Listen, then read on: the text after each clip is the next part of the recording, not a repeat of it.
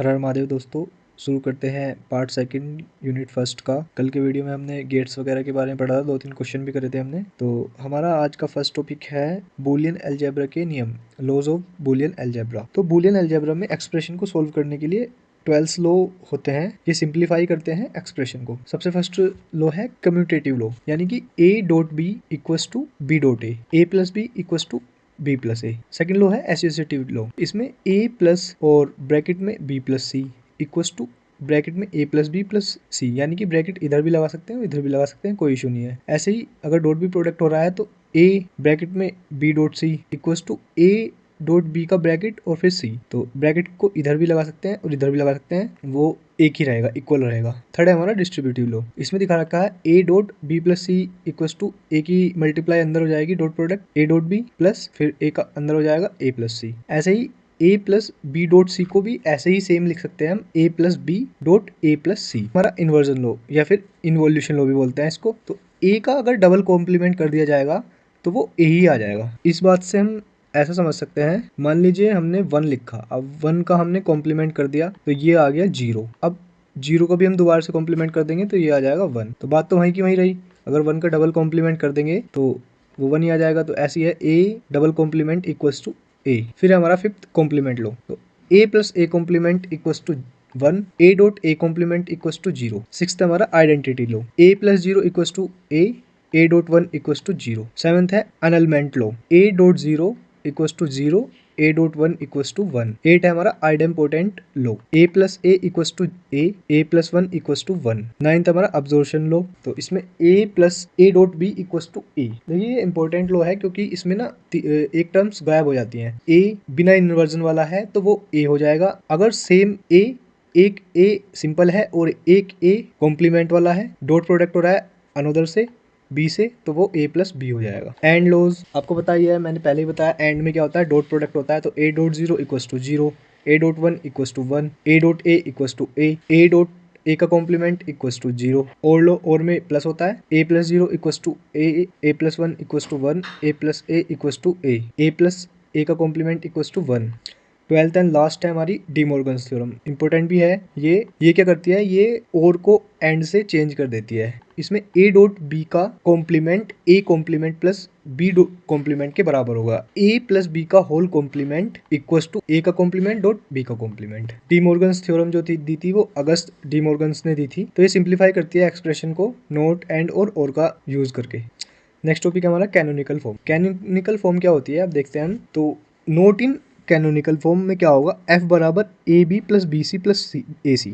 आप यहाँ पे देख रहे होंगे, यहाँ पे ए बी है, यहाँ पे बी सी है और यहाँ पे ए सी है, लेकिन इसमें जो है, इसमें यहाँ पे तो बी है और यहाँ पे भी बी है, लेकिन यहाँ पे ए है और यहाँ पे सी है। तो ये ना टर्म्स अलग अलग आ रही हैं। जब चल जाएगा यहाँ पे ए बी होता, यहाँ पे बी और यहाँ पे ए का कॉम्प्लीमेंट होता तब भी चल जाता, लेकिन यहाँ पे सी आ गया है, यहाँ पे अलग अलग टर्म्स आ गए हैं, तो ये कैनोनिकल फॉर्म नहीं है। कैनोनिकल फॉर्म नीचे देखिए, जैसे यहाँ पे ए बी सी है, यहाँ पे भी ए बी सी है, यहाँ पे भी ए बी सी है। वो मैटर नहीं करता कि यहाँ पे ए जो है, यहाँ पे सिंपल ए है और यहाँ पे ए कॉम्प्लीमेंट वाला ए है। बस कैनोनिकल फॉर्म के लिए ये होना चाहिए कि यहाँ पे भी ए बी सी है तो यहाँ पे भी ए बी सी होना चाहिए, चाहे इसके ऑर्डर भी अलग हो। यहाँ पे सी ए कॉम्प्लीमेंट बी भी लिख सकते हैं, क्योंकि वो सेम ही बात रहेगी, ऑर्डर से कोई फर्क नहीं पड़ता। बस ये है कि यहाँ पे अगर 3 टर्म्स हैं तो यहाँ पे भी सेम 3 टर्म्स होनी चाहिए। ये क्वेश्चन आ जाता है कि कैनोनिकल फॉर्म में है ये या नहीं है। नेक्स्ट लाइन में देखा रखा है, canonical form of Boolean expression is mainly based on the SOP sum of product and POS product of sum. अब देख लेते हैं एसओपी और पीओएस क्या है। एसओपी यानी कि सम ऑफ प्रोडक्ट,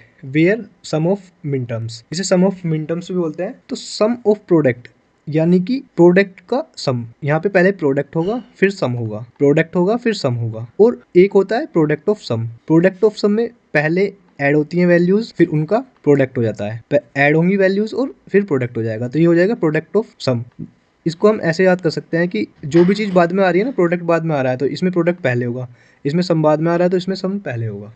ये भी याद रखिएगा आप कि एसओपी में क्या होगा, मिन टर्म्स होंगी, पीओएस में क्या होगा, मैक्स टर्म्स होंगी। एंड ऑपरेशन लगेगा मिन टर्म्स के लिए, A dot B dot C के लिए एसओपी में, और टर्म्स के लिए मैक्स टर्म होंगी, ए प्लस बी प्लस सी यानी कि पीओएस। ये मोस्ट इंपोर्टेंट लाइन है। मिन टर्म्स में क्या होता है, ए बराबर 1 होता है और कॉम्प्लीमेंट 0 होता है। मैक्स टर्म में ए बराबर 0 होता है और कॉम्प्लीमेंट 1 होता है। अब सीधा क्वेश्चन पे आ जाते हैं। क्वेश्चन कैसे आएगा? क्वेश्चन आएगा कि प्रोडक्ट ऑफ सम को मैक्सटर्म में चेंज करे। कुछ नहीं करना, क्वेश्चन दे रखा है एफ पी ओ एस दे रखा है a plus B plus C dot a plus B complement C. कुछ नहीं करना, ये वाली लाइन्स याद रखते हैं। पीओएस के लिए क्या होता है? पीओएस के लिए a बराबर 0 होता है और जहाँ पे कॉम्प्लीमेंट आ रहा है वहाँ पे 1 होता है। तो इसको सिंपली यहाँ पे a है तो यहाँ पे 0 लिख दिया, यहाँ पे b है यहाँ पे 0 लिख दिया, यहाँ पे c है यहाँ पे 0 लिख दिया, यहाँ पे a है यहाँ पे हमने 0 लिख दिया, यहाँ पे b है हमने यहाँ पे 0 लिख दिया, यहाँ पे कॉम्प्लीमेंट आ रहा है c का, यहाँ पे 1 लिख दिया, क्योंकि कॉम्प्लीमेंट के लिए क्या होता है? 1 होता है पीओएस में। ऐसे यहाँ पे देखते हैं, a के लिए 0 लिख दिया, b कॉम्प्लीमेंट के लिए 1 लिख दिया, c कॉम्प्लीमेंट के लिए 1 लिख दिया, a कॉम्प्लीमेंट के लिए 1 लिख दिया, b के लिए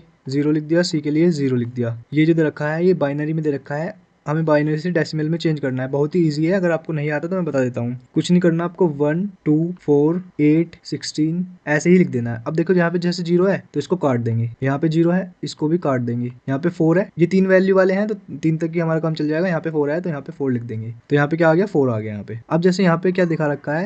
यहाँ पे दिखा रखा है 1 1 0, तो यहाँ पे 1 है तो यहाँ पे 1 उतार लेंगे, ऐसा का ऐसा ही। यहाँ पे प्लस लिखेंगे, यहाँ पे क्या है? यहाँ पे भी 1 है तो 2 भी उतार लेंगे, यहाँ पे प्लस लिखेंगे, और यहाँ पे 0 है तो यहाँ पे 4 के नीचे 0 लिख देंगे। 3 ही है तो हमारा 2 और प्लस क्या हो गया? यहाँ पे 2 और प्लस 1 क्या हो गया? हमारा यहाँ पे हो गया 3, तो यहाँ पे हम 3 लिख देंगे। ऐसे ही सिंपली मन मन में भी कर सकते हैं। इसके नीचे 1 लिख लो, इसके नीचे 2 लिख लो, इसके नीचे 3 लिख लो। यहाँ पे 0 है तो इसको भी काट देना है, इसको भी काट देना है, 1 है 1 ऐसे ही उतार लिया हमने। यहाँ पे 0 0 है तो यहाँ पे 0 ही आ जाएगा। बस यही है और कुछ नहीं है। इजी है बाइनरी टू डेसिमल में चेंज करना, तो हमने बाइनरी टू डेसिमल में चेंज कर लिया।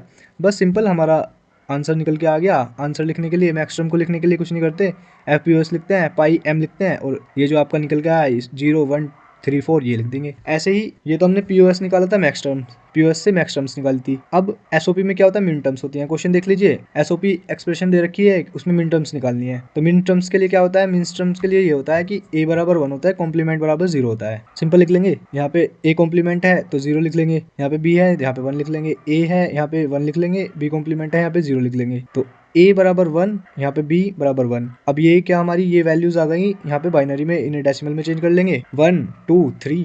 और मिन टर्म्स लिखने के लिए ये वाला सिंबल लगाते हैं, m लिखते हैं और 1 2 3 लिख देते हैं। तो यहाँ पे हमारा 2 क्वेश्चन हो गए हैं। प्रोडक्ट ऑफ सम से मैक्सटर्म्स कैसे निकालें? देखो, अगर आप ध्यान से समझोगे तो आपको एक एक बात समझ में आ जाएगी। ये जो टॉपिक है ये बड़ा ही अच्छा टॉपिक है और इसमें पूरे के पूरे मार्क्स मिलते हैं, क्योंकि इसमें मार्क्स काटने की बिल्कुल भी उम्मीद ही नहीं होती है, क्योंकि थ्योरी बेस है नहीं, ये सारा ज़्यादातर जितना भी है 99% ये प्रैक्टिकल बेस है। आपको कुछ बस रूल्स याद करने हैं और सिंपली आपको छोटी सी कैलकुलेशन है, कोई इतनी बड़ी कैलकुलेशन भी इसमें कुछ नहीं होती, बल्कि कैलकुलेशन इसमें होती नहीं है, 0 1 से ही हम खेलते हैं।